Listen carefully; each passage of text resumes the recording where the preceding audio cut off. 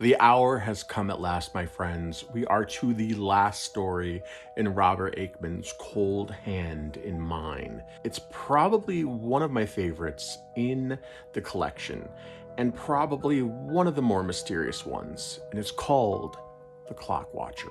In The Clock Watcher, our unnamed protagonist has returned from World War II with a German bride, Ursula.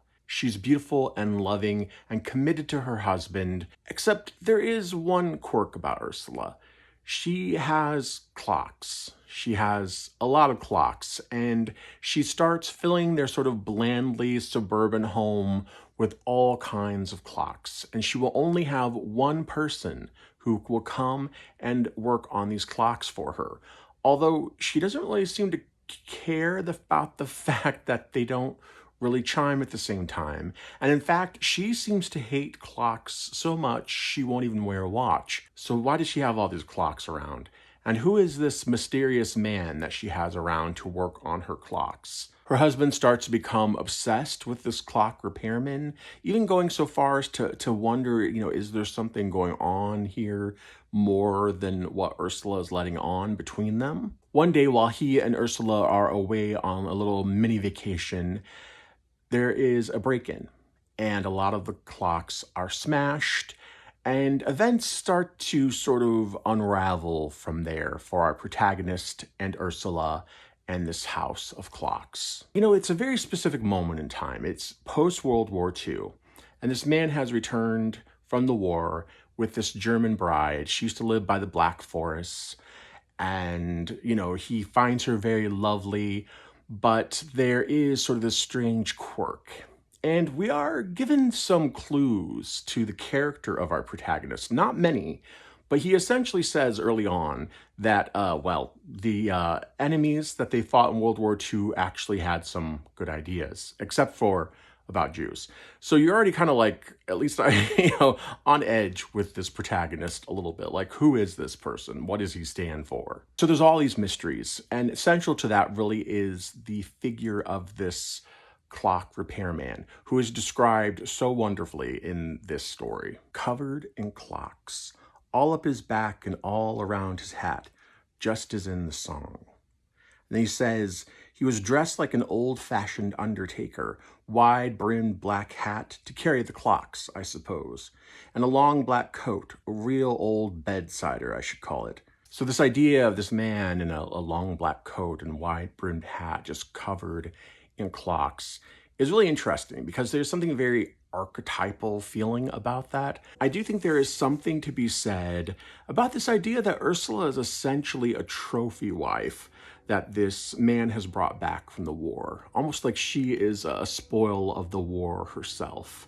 And you are given, right away, a sense that there is no moral superiority here with this protagonist, So he was a person who won the war, but, he talks about being somewhat sympathetic to the other side's viewpoints right very early on in the story. We are meant to see him as maybe being a little unworthy of his prize. It does make me wonder if there is a certain amount of the treatment of a foreigner when they come into the country. And as real life and, these real difficulties of assimilating into the culture or making friends or whatever start to rear their head, then the sort of trophy wife appeal starts to go down for our protagonist. And if you think about the clockwork repairman as a sort of personification of time itself, then really essentially what this story is showing is time eventually running out, of the bloom being lost, and the trophy wife going home essentially and retreating from this place that was ultimately inhospitable to her. And if you think about it in that context, you could think about the clocks as being a sort of stand-in in the life of a person who's foreign-born, who comes to a new country, that there is a baggage there. It sustains them, their culture, where they came from sustains them, but also maybe in their effort to maintain it, it's holding them back from really being able to reach out into a culture. Now, again, I have zero idea if that is at all supposed to be in here, But it was really kind of where my brain started heading toward the more I thought about this story. And to me, that's the joy of Robert Aickman's writing. There is enough there that I think these stories can be appreciated just on their sort of own level, like their sort of weirdness level. Like, what does that mean? And just sort of, but it's very intentional in setting your mind to trying to discover what's going on here.